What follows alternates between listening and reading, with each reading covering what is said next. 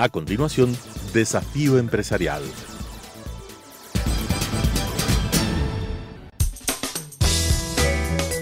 Clasificación B, bajo supervisión de un adulto.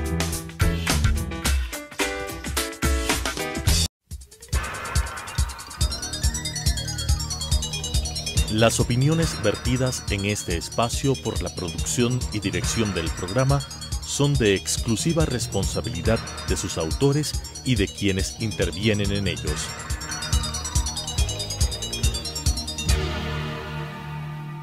Telesucesos Canal 29 UHF presenta Desafío Empresarial, un programa para dar a conocer el mundo de la empresa y del mercado de valores, esenciales para el desarrollo del país, con la conducción de la doctora Mónica Villagómez. Desafío Empresarial. Señores televidentes, Desafío Empresarial con ustedes, y en esta oportunidad tenemos como invitada a Soraya Perugachi, la directora del Instituto de Auditores Internos del Ecuador. La razón por la que está aquí Soraya es porque la semana pasada, que se celebraba el Día del Auditor Interno a nivel mundial, también se celebró en Quito un importante congreso que reunió cerca de 200 auditores para tratar asuntos propios de esa profesión y de esa actividad. Soraya es quien organizó ese evento. Quisiera que nos resuma brevemente en qué consistió, y más allá vamos a tratar sobre el significado o el componente de la auditoría dentro de las prácticas de buen gobierno corporativo, que es uno de los temas importantes de este programa Desafío Empresarial. Buenos días, Soraya, bienvenida. Muchas gracias, Mónica, por la invitación. En realidad, el mes anterior, en mayo, es el mes mundial de la concienciación de la auditoría interna, y uno de esos motivos para celebrar este mes es la organización del 8º Congreso Nacional de Auditoría Interna. En realidad tuvimos 200 participantes y tuvimos el privilegio de contar con la presencia del presidente mundial de auditoría interna, el señor Mauri San, de Japón. Asimismo tuvimos como 16 conferencistas entre nacionales e internacionales, líderes de la profesión de la auditoría interna, como es la auditora de Procter & Gamble de Estados Unidos, el presidente de la Fundación Latinoamericana de Auditores Internos, Jorge Vadillo, que es un ecuatoriano que vive en Chile, y así una serie de conferencistas, y gracias también que estuviste tú como conferencista en el tema de gobierno corporativo, porque a la final lo que cierra nuestro congreso es un tema general como es el gobierno corporativo. Los auditores internos somos parte principal de ese gobierno corporativo de una empresa. Explícanos eso un poco más. Muy bien. ¿Por qué son parte principal? Y antes de eso quisiera que nos comentes brevemente qué es la auditoría interna y el valor que da a las empresas. Muy bien, la auditoría interna es una función independiente, objetiva e independiente, que da aseguramiento y consultoría a las organizaciones. ¿Para qué? Para dar valor a las organizaciones, afianzar todos los procesos de gobierno corporativo, riesgos y control. Entonces, el auditor interno no solo se dedica a la parte de revisión de estados financieros, que es lo que hace el auditor externo, sino también el gobierno corporativo. Cómo funciona las directrices desde arriba hacia abajo, cómo funciona la administración, la gerencia general, la plana ejecutiva, y a la final es cómo agregar valor. Con sus revisiones de informes lo que hace es agregar valor a través de recomendaciones que la administración podría tomar en cuenta. Es decir, tiene una función de cumplimiento, de revisión del cumplimiento de todos los diferentes temas y actividades de la institución. Así es, no solo es de cumplimiento, tiene que también ser proactivo, tiene que ser asesor, tiene que adelantarse a los hechos. El auditor interno debe conocer el plan estratégico de la organización, debe estar a la mano de lo que está planeando o queriendo hacer la organización, para poder dar sus consejos o advertir a la administración qué temas debe considerar en cuanto a controles y riesgos respecto a lo que recién va a querer implementar o proyectos nuevos que empiece la organización. Entonces eso es muy importante, ser proactivo y no reactivo. Esa es la nueva visión del auditor interno, porque mucha crítica hay, es que ya lo pasado está muerto y se quiere sacar recomendaciones. No, hay que procurar ser proactivo. Qué importante esta nueva visión que tiene la auditoría interna, porque como tú dices, hasta hace algunos años el auditor interno era simplemente el revisor de las cuentas y de los estados financieros, y su labor no iba más allá de eso, ¿no? Así es. Y esta proactividad, esta nueva propuesta de proactividad y esta relación estrecha con la estrategia, yo creo que da un valor importantísimo, porque no se puede concebir la existencia de una buena gobernanza corporativa si no existe una estrategia clara sobre la cual se trace dicha gobernanza. Entonces el auditor se convierte en un actor importantísimo para el seguimiento de la estrategia y también para el cumplimiento de aquellas prácticas que la empresa adopta.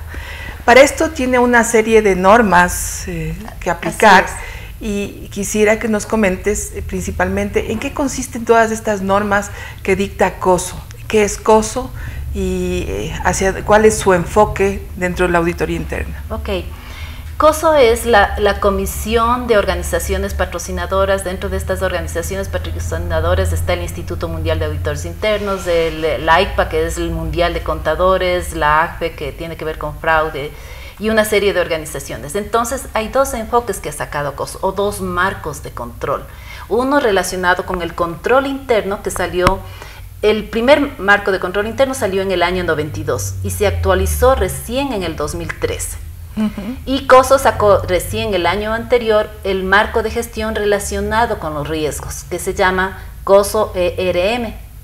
Entonces, estos dos marcos, control interno y gestión de riesgos, apoyan a que la organización puedan gestionar mejor los riesgos y con un buen sistema de controles. Ahora, el auditor interno lo que hace es, debería conocer, no solo el auditor interno, sino la organización debería conocer e implementar estos marcos de control, porque le va a permitir mejor a la organización, primero, que todos los riesgos estén de alguna manera mitigados a través de controles específicos. No se requiere que exista demasiados controles porque la empresa se vuelve ineficiente, sino controles específicos. ¿Quién es responsable del control interno? Todas las personas que trabajan en la organización. ¿Quién es responsable de la gestión de riesgos? Hay áreas específicas, pero la administración o la alta dirección, el gobierno corporativo, lo que hablamos, el directorio, la directorio o el consejo de administración, son los responsables de establecer el toma de top, hasta dónde yo quiero tener, hasta dónde soy tolerable al riesgo, hasta dónde yo permito ciertas situaciones. Lo que se llama el apetito de riesgo. El apetito del riesgo, exacto. De tal manera que la administración sepa hasta dónde debe extender todas sus acciones en todo caso. Lamentablemente no mucha gente o no muchos auditores, no muchos profesionales están a tanto de estos marcos de control interno y de gestión de riesgos que permitan y que en realidad apoyan a la organización, facilitan el trabajo de la organización y hacen que la organización sea mucho más transparente en los temas de sus actividades, en temas de información, ayudan a que sea mucho mejor y la administración pueda tomar mejores decisiones.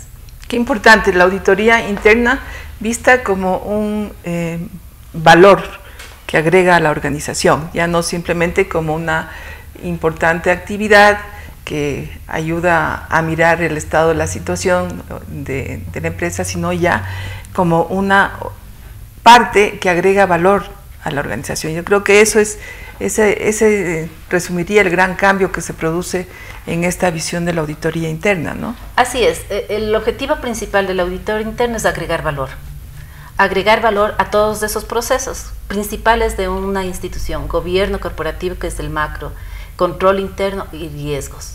Lo importante sería que a nivel de país, no sé si me permites mencionar, la Superintendencia de Bancos sí tiene establecido que el auditor interno aplique las normas internacionales de control interno. No sé si puedo mostrar a la cámara, claro, que es este marco, ¿sí? Y como una muy buena práctica se aplica a nivel mundial, especialmente el sistema financiero a nivel mundial está muy bien regulado y los auditores internos seguimos este marco de aplicación. En la Superintendencia de Compañías también sería muy importante que determinadas empresas con pasado X monto de activos tengan esos auditores internos y esos auditores internos apliquen el marco internacional para la práctica de ejercicio de la profesión de auditoría interna.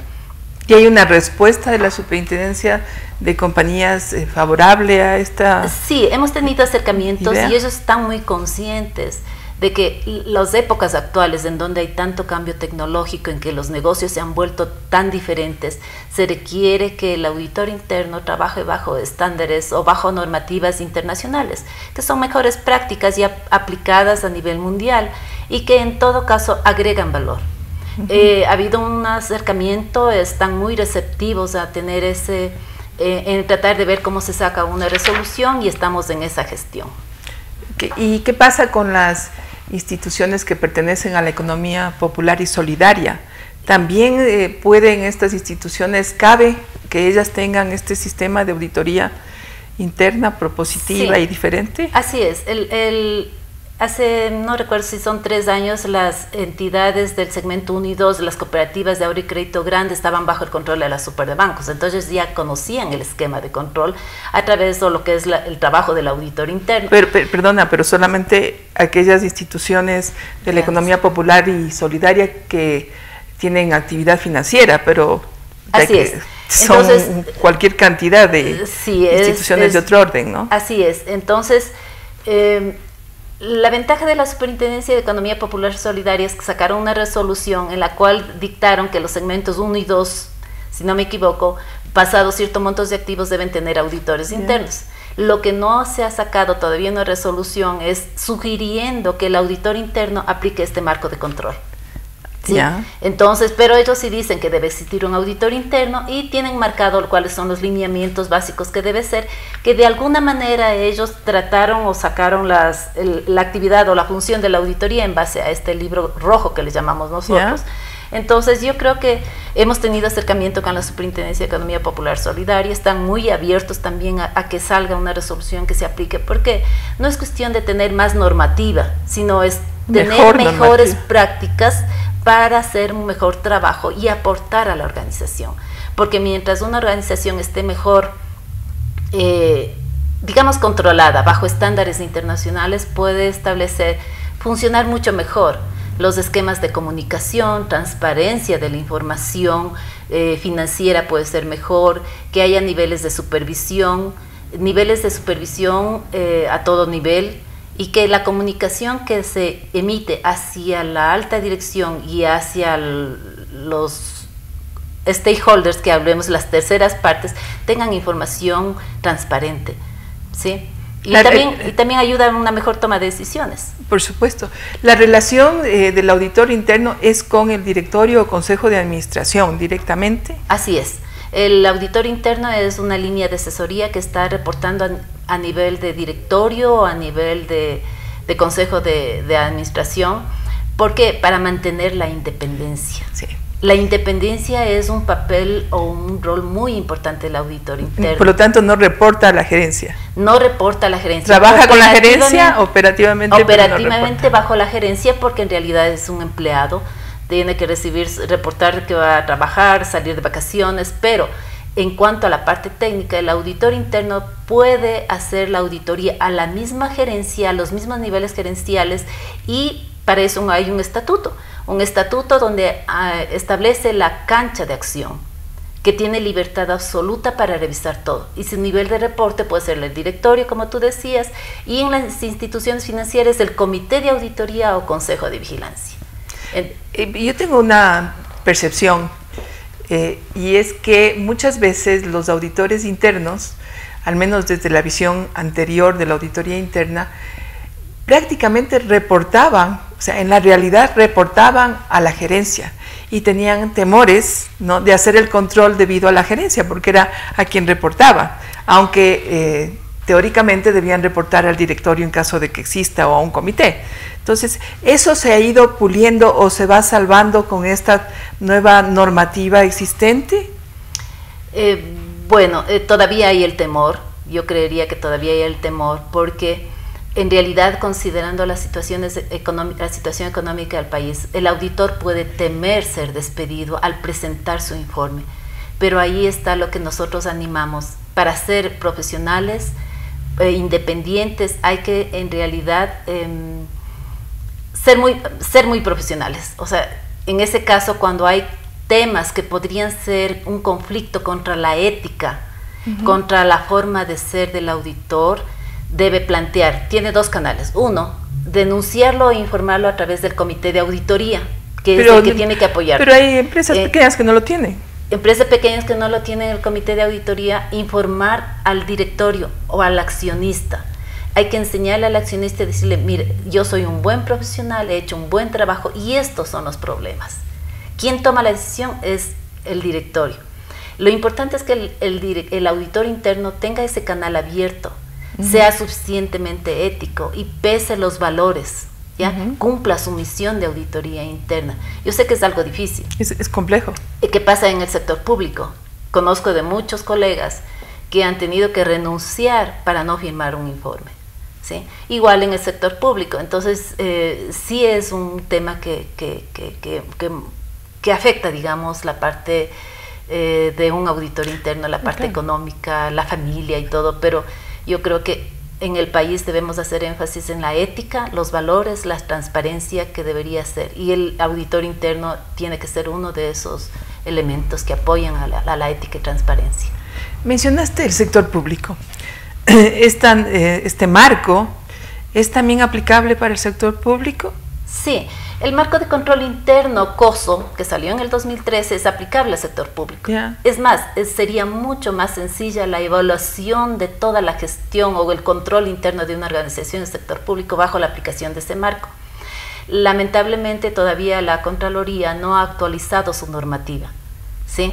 Entonces están trabajando con un esquema, como les comentaba, de un marco de control interno del año 92 con algunas modificaciones que hicieron en el año 84. Que seguramente es insuficiente o no procedente. En esa época no había temas muy adelantados de tecnología, no había temas adelantados de gobierno corporativo, que se ha posicionado mucho desde hace, si no me equivoco, de unos 10 años, en que se ha empezado a trabajar mucho en gobierno corporativo, 15 años con la CAF, que teníamos un marco de referencia de que emitió la CAF, si no me recuerdo. Sí, lo hicimos con la CAF. Con la CAF, exacto, hace años, y que nosotros también como instituto dábamos cursos de capacitación en ese tema. Entonces, los marcos de control, tanto de marcos de COSO, tanto de control interno como de riesgos, es aplicable al sector público, ¿sí? Es más, en un sector privado, el marco de gestión de riesgos COSO, ERM, ayuda mucho a que la administración se involucre con la definición de estrategias, planes estratégicos, para poder definir planes de acción y a la final evaluar y medir el desempeño a través de indicadores.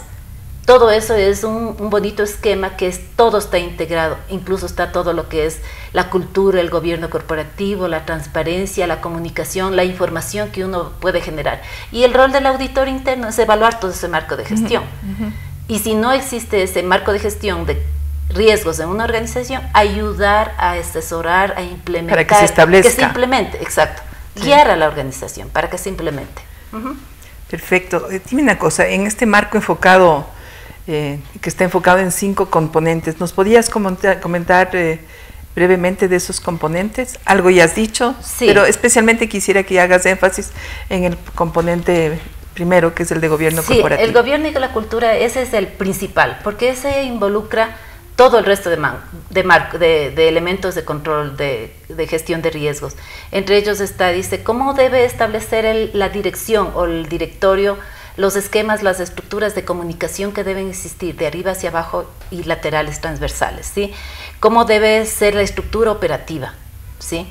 ¿Cómo debe... ¿A qué se refiere? La estructura operativa tiene que ser, normalmente, dependiendo del tipo de empresa, debería ser una más plana, cómo se toma el tipo de decisiones, cómo fluye más sin que sea muy burocrático la operación y por lo tanto los costos sean menores, se entendería. Es decir, canchas bien trazadas. Canchas bien trazadas. Que no se traslapen entre ellas. Así es. ¿Y para qué? Para optimizar costos, porque ahora en esta época debemos optimizar costos. Otro tema es qué cultura se desea en esta compañía. ¿Quién establece el ton de top o la cultura? La alta dirección, el directorio. Si es un directorio transparente, si la gerencia general es transparente, si hay códigos de ética, se implementan códigos de ética, hay canales de denuncia, están estableciendo qué cultura quiero en esta organización. No acepto sobornos, no pago sobornos, tengo canal de denuncias que es uno de ellos. No solo que esté escrito, sino que en realidad no solo esté en papel, sino que en realidad se ejecute y se cumpla y haya alguien que monitoree. Normalmente, ¿qué puede monitorear? Es auditoría interna. Puede evaluar la cultura de la organización. Hay esquemas para evaluar la cultura de la organización. El otro es cómo demuestran los compromisos con los valores. En todas las empresas ponemos principios y valores. ¿Cómo demuestro los valores? Bajo establecimientos, bajo procedimientos, y que de una u otra manera se verifique que se están cumpliendo los valores. Es una verificación de comportamientos. Así es, porque ese es el principio, el fundamento de una organización. Porque si esos fundamentos no están trabajando bien y no están bien claros para los empleados antiguos, nuevos, al que ingresa, no van a saber qué hacer, ¿no es cierto? Y el otro es, el otro tema dentro de este esquema o el elemento de la gobierno y cultura es el personal. El personal tiene que ser capacitado, tiene que ser entrenado, tiene que ser atraído hacia esos principios y valores, porque el conocimiento técnico se lo puede adquirir. Lo que es más difícil adquirirlo o tenerlo presente son los principios, los valores y la ética. Luego de eso viene la parte técnica, en que uno identifica riesgos. Este marco de COSO-RM o gestión de riesgos establece de que hay procedimientos para identificar riesgos en la organización. Me baso en un plan estratégico y como organización yo establezco líneas para cumplir mis objetivos estratégicos y determino cuáles son mis riesgos en cada uno de mis planes de acción. Y igual he establecido los riesgos, cómo los voy a cumplir, cuál es mi tolerancia al riesgo, cuál es mi apetito al riesgo, y a la final cómo voy a tener mis indicadores de desempeño. ¿Qué le interesa a la alta dirección? Resultados. ¿Qué le interesa? El dinero, resultados positivos, pero no debe sacrificarse lo que llegó al fundamento, la ética de valores, para poder llegar a un resultado. Y eso es parte de lo que es una organización. Luego vienen todos los temas de revisión, supervisión, el desempeño de lo que es toda la política de implementación de riesgos, las respuestas, y a la final el principal componente es la información y comunicación a todos los niveles, internos y externos. Muy bien, Soraya, nos has dado una explicación muy amplia que ratifica lo que hemos venido diciendo en este programa y en general lo que decimos quienes estamos en la materia de gobierno corporativo, y es que gobierno corporativo es una decisión que toma la empresa y que involucra a diferentes áreas, si bien el directorio es, digamos, el foco principal de las organizaciones. Y además es un tema multidisciplinario, ¿no? Así es. No se puede solamente pensar que pertenece a una disciplina. Aquí hemos hablado de temas de auditoría, has hablado de temas de comunicación, de temas de cultura organizacional, es decir, una serie de fichas que se unen para realmente tener instituciones y empresas con prácticas de buena gobernanza corporativa. Muchísimas gracias a ustedes, señores televidentes. Muchísimas gracias, Soraya, tu explicación en realidad excelente. Muchas gracias, Mónica. Seguiremos en esto de gobierno corporativo en otra ocasión. Gracias. Las opiniones vertidas en este espacio por la producción y dirección del programa son de exclusiva responsabilidad de sus autores y de quienes intervienen en ellos.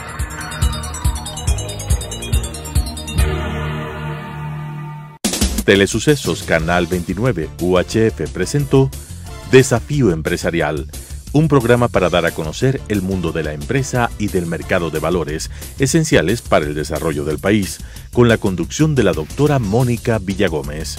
Desafío Empresarial.